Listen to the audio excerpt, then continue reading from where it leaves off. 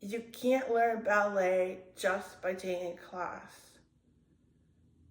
Not as an adult anyway. Doesn't matter what class you take. Group class, private class, YouTube class, beginner, intermediate, advanced. It doesn't matter how often you take it. Once a week, twice a week, every day, twice a day, plus point, plus core, plus feet. The class by itself doesn't get you there. Why do I think that? Well, because I've tried. I've actually tried for 25 years and I'm still a beginner. And there could be something wrong with me, but I don't think so. I think there's something wrong with my training for sure. There has been up until now. Because I was missing a crucial piece. And what's wrong with just taking a class, which I have done for a long, long time?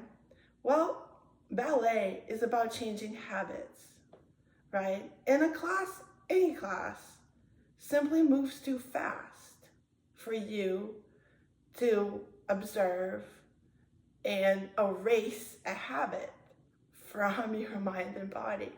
Too fast, right? Even if it's a private class specifically tailored to you, right?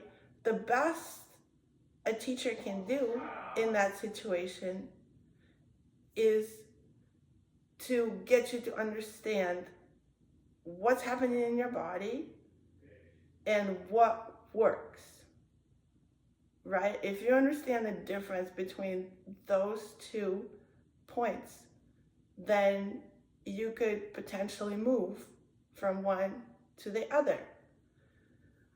However, that's in all likelihood not going to happen during that class. The teacher simply is not going to spend an hour and a half working on the curve in your back or how you shift or don't shift your weight as you stand at the bar. It's not going to happen. She's going to move the class along. She's going to make you sweat, make you try different things, okay? Give you a lot more different corrections. It's going to be entertaining. It's going to be fun. But the habit is still going to be with you when you leave that class. So how do you stop dragging the same bad habits from class to class with you? Well, you do your homework. That's how. So hi, my name is Olga Canstraro. This is So You Think You Can't Dance. Welcome. This is not a class, although we're going to do some things that you can follow along with me and improve. But it's not a class like you think of it. I'm not a teacher. I'm a student just like you. And I will show you how I do my homework right here on this channel. I think this is gonna move my technique along at the speed of light. I really think so. I just think you get stuck in the same place by not working on at least one, just one habit, one correction that you were pointed out in class, in between classes. I mean, I think just doing one step like that in between classes is gonna be a mind-blowing change. So for today, I just want to focus on mental blocks, mental habits that keep us from moving along. So for today, you're just gonna need a journal or a piece of paper and a pen. And I am gonna do it right here with you. So here's my journal, half of a butterfly. So this is the other half, right? The one you have with your teacher and your classes and everything you do and you love and you aspire to, but this is gonna be something that's been missing. And so the two things that I have discovered that have kept me stuck for years, and these are two mental blocks that I had. The first one is I didn't truly believe that I could achieve what I came to class for, right? First when I started taking ballet, I just thought, no pressure, I'll just have fun. But pretty soon I fell in love with the art form, and there were the professional, pre-professional dancers in my class, like there always are out there, or even the teachers, and you see it, and you think, yeah, I would love that. I absolutely love moving like that. So there's a passion, right? Like you feel that spark of passion, but at the same time, your inner voice tells you it's not for you, right? Right? So we need to resolve that conflict right away, right? Because when you come to class and deep in your heart, you don't believe you will ever be, as good as X or as good as what you define for yourself, right? Or you sort of like lie to yourself and say, well, it's fine, just how I am is fine. I don't need to be like her, but you know what you really feel. So if that's not true, if you really want more, and if your passion lies somewhere else than what you believe is possible for you, then there's a conflict. And we don't want it to be there. We don't want that conflict to be there. We don't want every beautiful, accomplished dancer in your class remind you of who you cannot be, right? Like that's just so draining, and I've kind of muscled through it over and over for many years, but in the end, I cut myself short from what I could have become, I feel. So for the first exercise, let's just open the journal and write down exactly, if you had full control, full magical powers, what kind of a dancer would you be? Okay, let's go.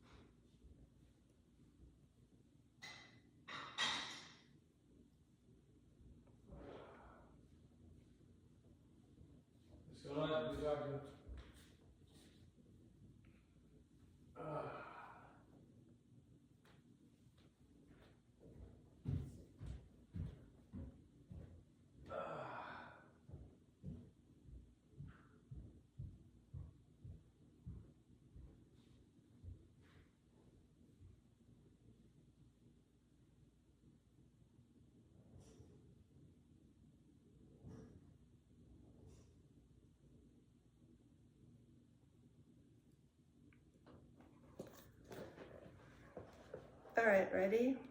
I was gonna tell you what I wrote, and maybe you can tell me in the comments what came up for you. So for me, I would love to be able to perform. That's kind of a goal. Like, it doesn't have to be with a major ballet company, but they're like with my studio, for example, would love that. I'd love to be on point. I'm not on point right now. I just started taking point classes earlier this year. Would love to be able to execute just some classic steps with an amount of confidence. So, just want to be trained. I want the technique. I believe the technique was designed for a human body, not for a particular body, although like you hear that a lot. You hear that a lot, that the technique was designed not for everyone, but just for people who have such and such. I don't actually believe that. Like, I believe that you can dance ballet without all the things that are believed to be necessary for, like, say, a Bolshoi dancer, like the 100-degree turnout and all that. I think you can be a beautiful dancer with none of that. So, just use the technique to the best of your ability. So that's what I want. Right. Now, in this exercise, I would also like you to identify the blocks, the negative beliefs that you have about your ability to achieve your goal, right? In mine, at this point, my biggest block is I do think that it's going to be hard, that the ballet dancers work so hard, that it's too hard and it takes too much time. So I don't want to believe that anymore. Like, I want to believe that it's going to be intense, like I'm going to sweat, I'm going to have some feelings, right? But hard is not the concept I want to work with anymore, So some things are going to take more work, less work, but, it's going to be intense. It's going to be fun. I'm going to love it. So I'm going to go with this. As adults, by the way, we feel like we're entitled to a lot of excuses as to why we can't learn to dance. The body shape, the time, the priorities, this and that. So, like, those are all valid if you want them to be. But after a while, I just felt like the excuses don't do anything for me. Like, I really want the thing that I want. I don't want the best ironclad, waterproof excuse there is. I don't want it, okay?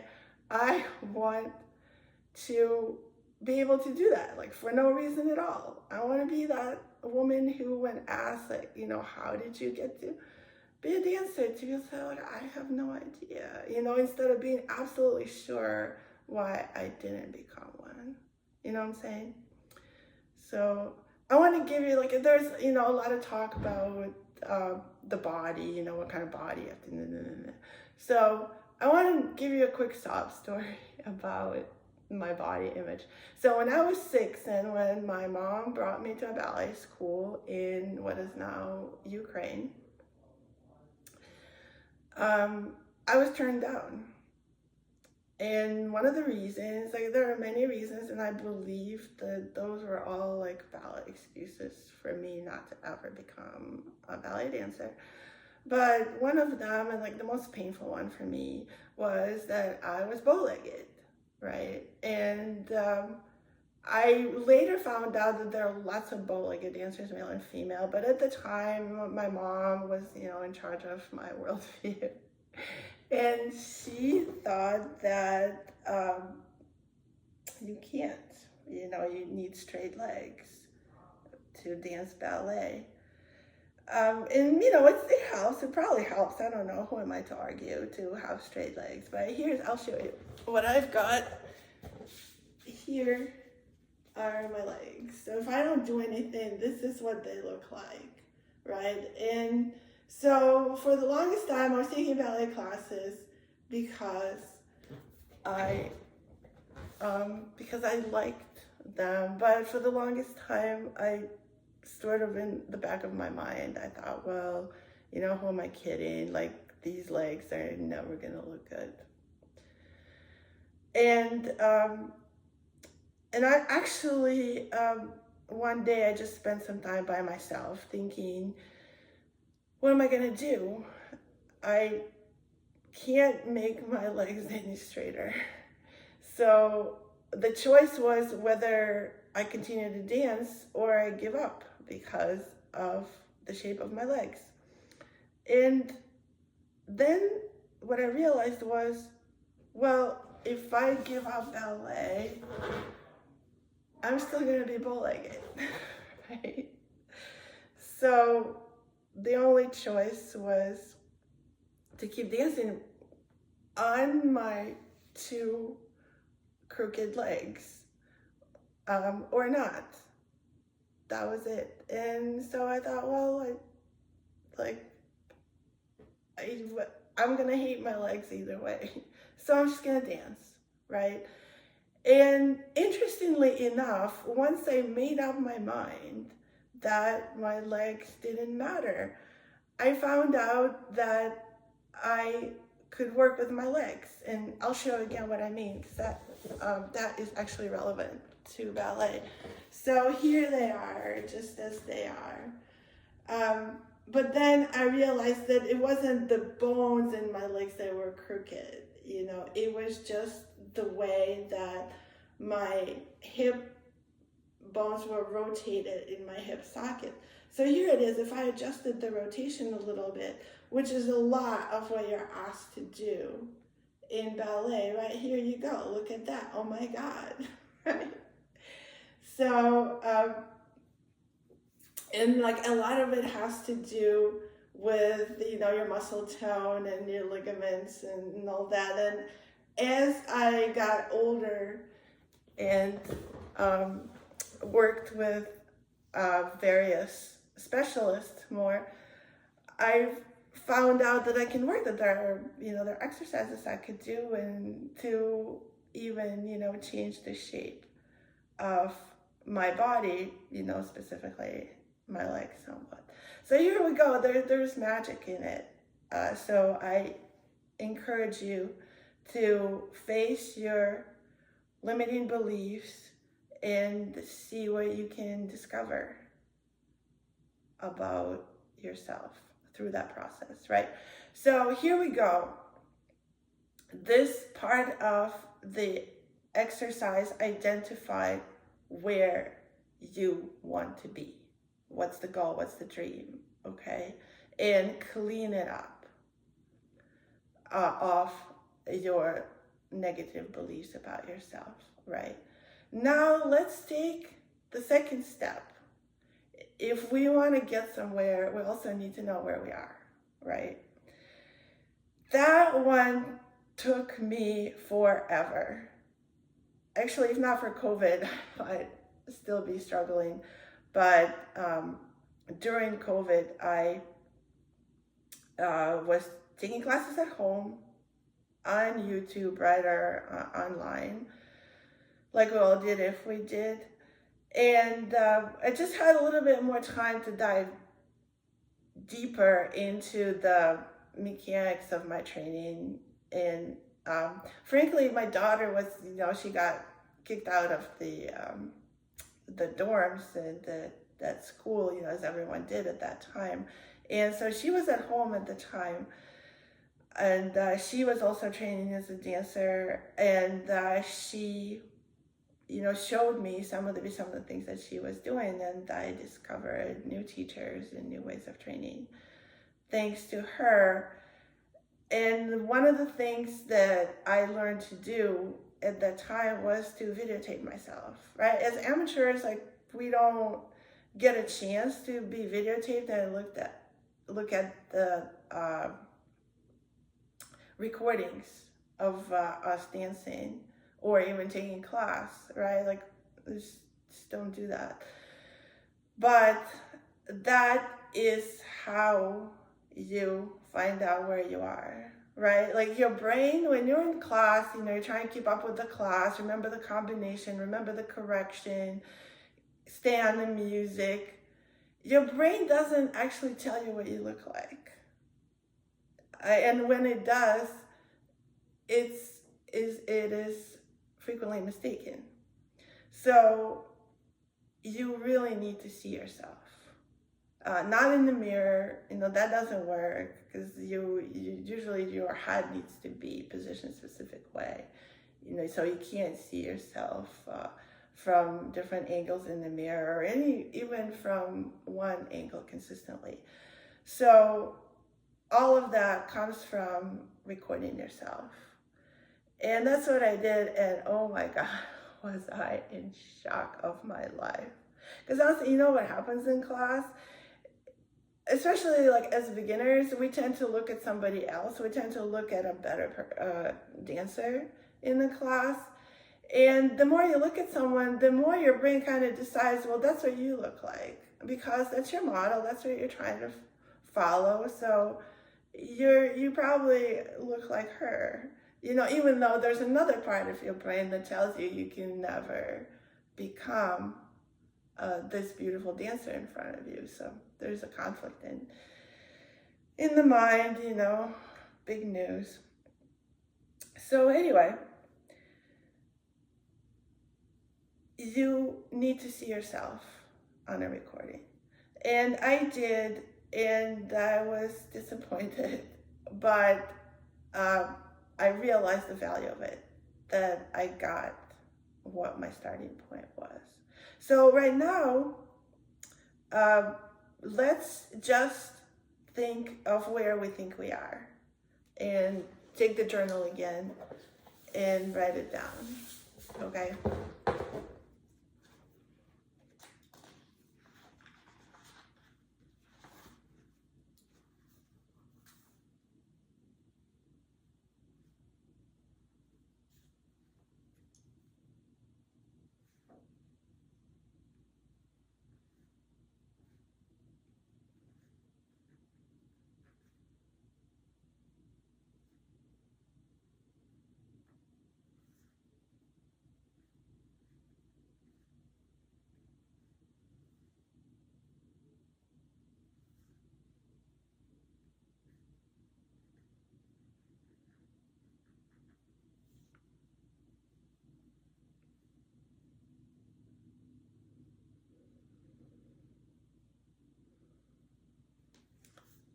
Okay, well, let's quickly check in. Maybe if you have more you'd like to write, then take some time after you watch this video and finish your thinking. Is very important that you're clear as to where you are. So for me, this is what I have, right? After trying and taking all of these different classes, I feel like I have my structure in place. I have my weekly classes. I have my favorite YouTube teachers. I have an idea of what I need to do on my own, and I have time worked into my schedule to do. So that's a big deal. And I feel like that's what I can contribute to you guys, is my training structure. And you know, you can start with some of that and build it. It's always easier when someone does it alongside with us. So the other type of structure that I feel is important, and I have now partially built, is mentally what we're working for, right? Is to build the inner dancer, build the proprioception, like knowing where to check in with yourself at every point during the class, right? It's sort of a checklist. I will record a separate video on it, but for us adults, the way we learn, it comes from wherever, right? Whatever source is holding that information, it comes through our mind's eye, right? And gradually makes its way into the body. In the body is what we're going for. So that's the third part that I wrote down, and I don't have it in my body. I just really don't. As far as the fundamental technique is not there. And I will explain a little bit how I feel about it. I feel like if you compare learning ballet to learning a language, then not only are you working on your grammar and your vocabulary, which, you know, I probably have a lot of that, right? After 25 years of taking ballet classes. However, you are also and mainly working on your accent. Your accent has to be right. And for that, there are very fundamental things that need to be addressed that just normally don't. They don't. It's not even in beginner classes, but especially not in those intermediate level open classes that we all love taking with our favorite teachers, right? There's just like no time, no place to discuss the very, very minute things that, you know, these 2 millimeter shifts that make all the difference in the world. And I will record another video to go through those things that happen before you start your pliés, and yet will negate any other training that you get, right? I mean, not completely, the training is there for you, but it's sort of like inactive unless and until you find those little things that need to be changed. All right, so that's where I am. I have the structure as far as my training schedule. I have it in my head of what I should look like, and I've seen myself on video to know what I really look like. And I don't have a lot of the habits that I know I need. I don't have in my body. So, and this is what this channel will mostly be devoted for, putting the habits into the mind and then into the body. I think it's going to be great. It's going to be amazing. I would like to leave you after every video with a challenge, right?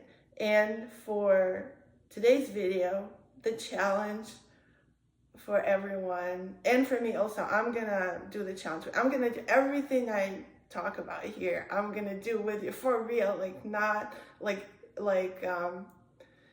you know, not like some of the videos that you watch and they're fantastic, you know, they're full of wisdom, but like you don't see the teacher actually teaching herself what, you know, she's trying to teach you. And usually, even if the teacher is working with a student in the video, the student is some, you know, unbelievably crazy, gorgeous young girl that already obviously knows how to do everything the teacher is trying to teach her, right? This is not the case here, trust me. I am going to learn it with you. I think this is going to be like magic, real time. Thank you very much for watching. Please remember your challenge, and let's catch up next time. Thank you.